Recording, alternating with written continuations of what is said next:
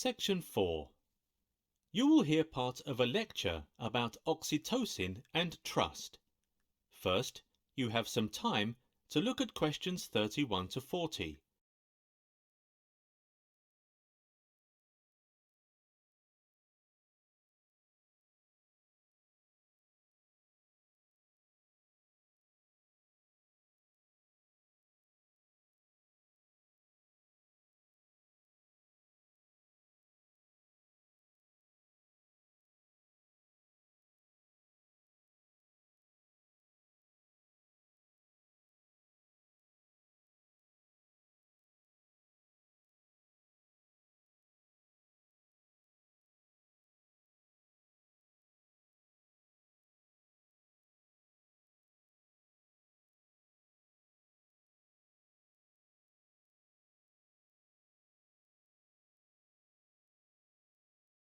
Now listen carefully and answer questions 31 to 40. The development of trust is an essential social tool, allowing people to form productive and meaningful relationships, both at a professional and personal level. Trust is indispensable in friendship, love, families, and organizations, and plays a key role in economic exchange and politics. Much recent evidence indicates that trust contributes to economic, political, and social success. When we make contacts with strangers, such as doing business with a client who we meet for the first time, our trust in them can only rely on their kindness. So, from our own judgment or the comments from other people, we can have a rough idea if the stranger is trustworthy. Trust is important because it is the basis around which all human relationships evolve. Without trust, there can be no relationship.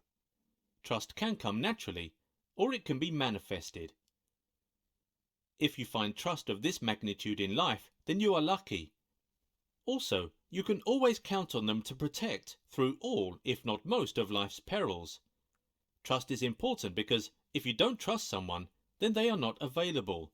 Believe it or not, reducing the chance of suffering from poverty is to understand trust, because when you trust other people, you can have more support and resources. However, our ability to trust others varies from individual to individual, just like different people's ability of recognizing a person's face is not the same. Bonds of trust are also extremely fragile. A single act of betrayal, such as a marital affair, can instantly erase years of trustworthy behavior. The consequences of such breaches in confidence can be disastrous, and not only for a relationship. The study demonstrates how oxytocin can facilitate social interactions after trust has been violated, by potentially lowering defense mechanisms associated with social risks and by overcoming negative feedback that is important for adapting behavior in the future. Luckily, oxytocin in our body has the ability to inspire trust in and among people. This chemical is released whenever interaction happens between people.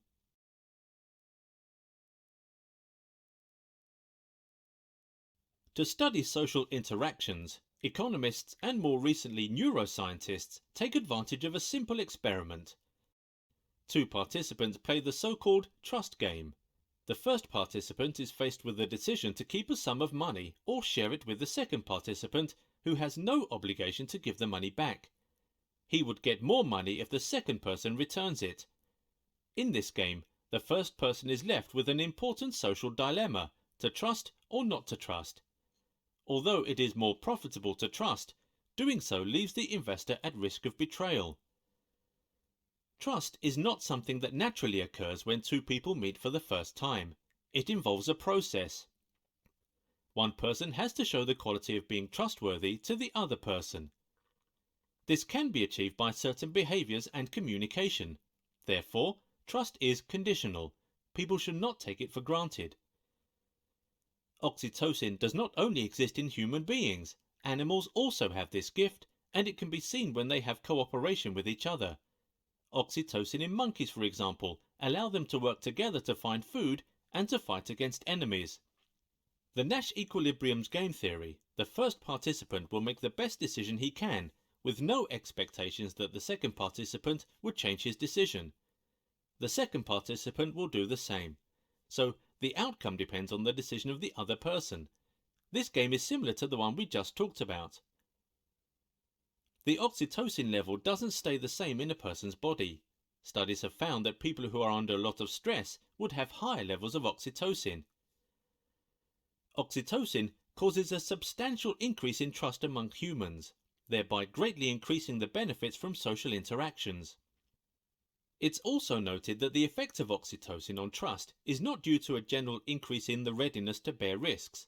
On the contrary, oxytocin specifically affects an individual's willingness to accept social risks arising through interpersonal interactions. To sum up, oxytocin is like a kind of social glue that is helpful in social bonding. Further research is needed to explore oxytocin and trust, and how this hormone can be used to strengthen our trust in others and even treat mental disorders that specifically relate to deficiencies in social behavior. Next, we're going to talk about...